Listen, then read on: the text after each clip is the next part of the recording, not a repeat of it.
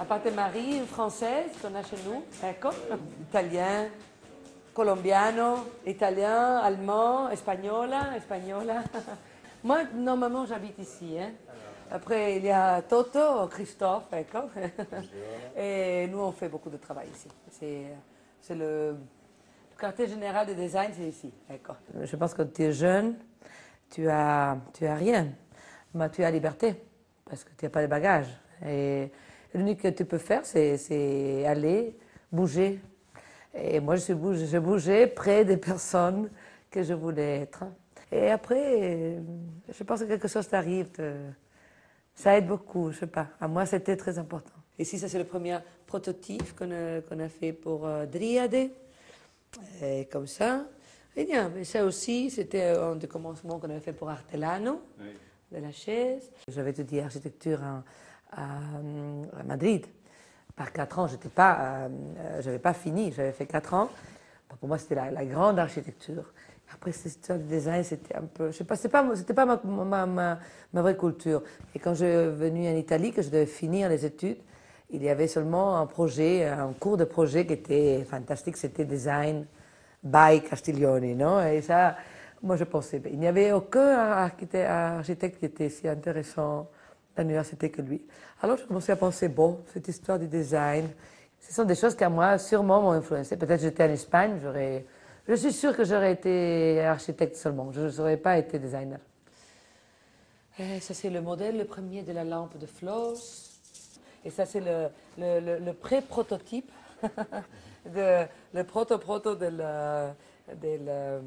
la lampe de Floss.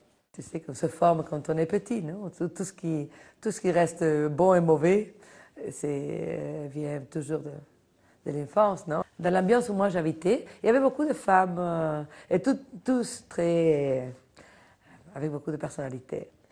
Je me rappelle des fois, je sais pas, dans la salle de bain, avant que mes cousines sortaient, qu'ils étaient en train de, je sais pas, de faire, comment on dit, se maquiller, comme ça. Et moi, j'étais là, moi, j'aidais. Et je pense qu'il y a beaucoup de ces choses qui sont très importantes. Je pense que chaque personne a une façon très différente d'être créative. Hein. Il n'y a pas, je pense, une formule. Il y a une façon très à moi de comment porter avanti, non, le projet. Mais le méthode, comme dire, je sais pas, moi j'ai une méthode, quand je dois commencer avec un briefing, je fais, non. Je pense que dans ta vie, tu accumules beaucoup de choses, tu te fais ton point de vue, ta culture, ton histoire, et tu commences à accumuler beaucoup plus de choses que ce que tu penses. Et quand le moment où tu commences à faire quelque chose est assez comunque instinctif. Hein. Dans le bureau aussi, il y a des choses qui arrivent ici que on ne sait pas pourquoi elles sont là, mais je sais, moi. Il y a des moments où je sais ici, je suis fixée. Et par exemple, ça c'est la lampe de Foscarini. C'est un bracelet que j'ai acheté en Belgique. Et c'est ça, à la fin, elle est devenue. Moi, un rêve, sûrement, je dois avoir beaucoup de rêves, mais j'ai beaucoup de peur aussi.